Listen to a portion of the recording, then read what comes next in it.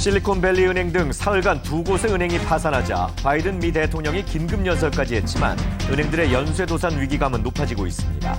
우리 증시도 2% 넘게 급락했고 원달러 환율은 급등했습니다. 주당 최대 69시간까지 근로시간을 허용하는 개편안에 대해 윤 대통령이 재검토를 지시했습니다. MZ세대를 포함한 근로자들의 의견을 듣고 대국민 소통에 대한 보완을 주문했습니다. 북한이 오늘 동해상으로 단거리 탄도미사일 2발을 발사했습니다. 어제부터 시작된 한미 연합연습에 대한 반발로 분석돼 추가 도발이 예상되지만 군은 예정된 훈련을 정상적으로 시행할 것이라고 밝혔습니다. 이르면 다음 주부터 대중교통을 이용할 때 마스크를 쓰지 않아도 될 것으로 보입니다. 내일 발표될 정부의 마스크 의무 조정 방안에는 대중교통과 마트 입점 약국 등도 포함될 것으로 알려졌습니다. 이브닝 뉴스 시작합니다. 윤석열 대통령은 이틀 뒤 일본을 방문해 기시다 후미오 일본 총리와 정상회담을 하고 두 차례에 걸쳐 만찬을 할 예정입니다. 두 정상은 회담에서 군사정보 보호 협정, 지소미아 정상화와 셔틀 외교 복원 등을 논의할 것으로 전망됩니다.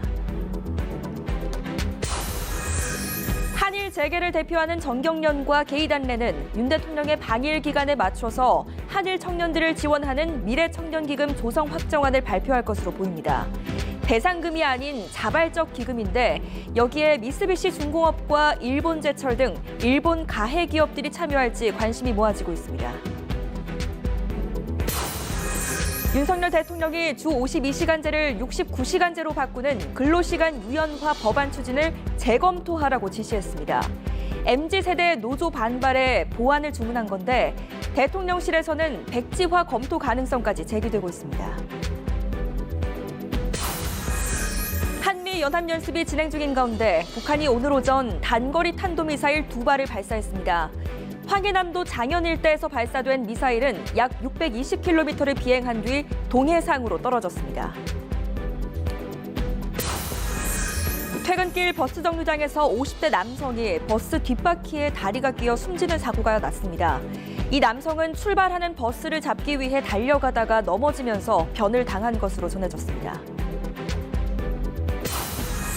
코로나19 유행세가 크게 완화된 가운데 정부가 내일 대중교통 내 마스크 착용 의무의 해제 시기와 범위 등을 확정해서 발표합니다. 해제 시점은 오는 20일이 유력한 가운데 병원과 약국, 요양원 등에서는 마스크 착용 의무가 계속 유지됩니다.